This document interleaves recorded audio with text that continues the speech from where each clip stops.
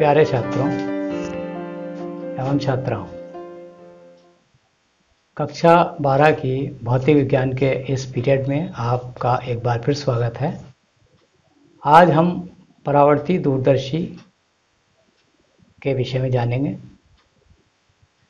देखिए, अपवर्ती दूरदर्शी से दूर स्थित वस्तुओं का चमकीला प्रतिबिंब बनाने के लिए ये आवश्यक है कि उसका अभिदृश्यक बड़े द्वारक का हो, जिससे वस्तु से आने वाले अधिक से अधिक प्रकाश को एकत्रित कर सके। परंतु बड़े द्वारक के लेंस तैयार करना बहुत कठिन है, क्योंकि उनमें गोलीय विपथन का दोष पड़ जाता है। इसी कार्य को बड़े आकार के अवतल अथवा परवलयाकार दर्पण से किया जा सकता है। इसमें क्या होता है, एक दर्पण का प्रयोग किया जाता है, अवतल दर्पण का, तो उससे हम बड़े आकार के चित्र प्राप्त करते हैं। रचना: इस दूरदर्शी में अभिदृश्यक एक बड़ी फोकस दूरी व बड़े आकार का अवतल दर्पण M1, जैसा कि हमने स्क्रीन पर चित्र डाल रखा है। M1 एक दर्पण बना हुआ है, अवतल दर्पण होता है, जो एक चौड़ी नली के सिरे पर लगा होता है। नली का खुला सिरा दूर स्थित वस्तु की ओर दिष्ट किया जाता है। नली में अवतल दर्पण के फोकस से कुछ दूरी पहले ही एक समतल दर्पण M2 दिखाई दे रहा होगा आपको। इसमें M2 लगा हुआ मुख्य अक्ष से 45 अंश के कोण पर बनाते हुए रखा होता है।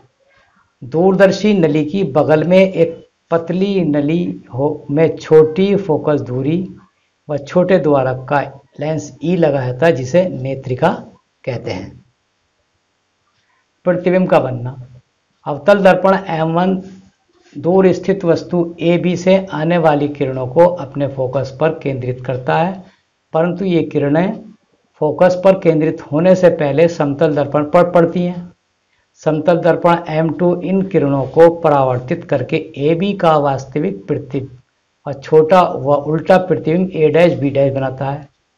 नेत्रिका द्वारा A' का आभासी व सीधा प्रतिबिंब जो बड़ा होता है A', स्पष्ट दृष्टि की न्यूनतम दूरी पर तथा अनंतता के बीच में बन जाता है।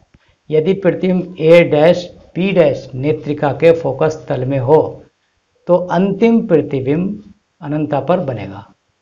आवर्धन क्षमता: दूरदर्शी की आवर्धन क्षमता का वही सूत्र है, M बराबर अंतिम प्रतिबिंब द्वारा आंख पर बना दर्शन कोण बटे वस्तु द्वारा आंख पर बना दर्शन कोण। ये सिद्ध किया जा सकता है कि जब प्रतिबिंब अनंत पर बने तो आवर्धन क्षमता M बराबर -FO बटे FE होती है, जहाँ F और FE क्रम से अवतल दर्पण M1 तथा नेत्रिका लेंस E की फोकस दूरियां हैं। आधुनिक परावर्ती दूरदर्शियों में दर्पण परवलयाकार होता है। इससे गोलीय विपथन का दोष भी दूर हो जाता है। संसार का सबसे बड़ा परावर्ती दूरदर्शी कैलिफोर्निया में माउंट पोलोमार में रखा हुआ है, जिसके अभिदृश्यक दर्पण का द्वारक 200 इंच लगभग 5 मीटर ये सितारों तथा ग्रहों को देखने के काम में आता है। विशेषताएं क्या है इसकी, देखिए। परावर्ती दूरदर्शी में प्रतिबिंब अपवर्ती दूरदर्शी की अपेक्षा अधिक चमकीला बनता है।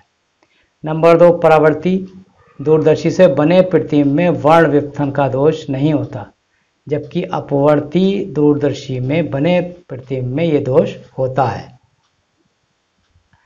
परावर्ती दूरदर्शी में परवलयाकार दर्पण के उपयोग से प्रतिबिंब में गोलीय विपथन के दोष को भी दूर किया जा सकता है।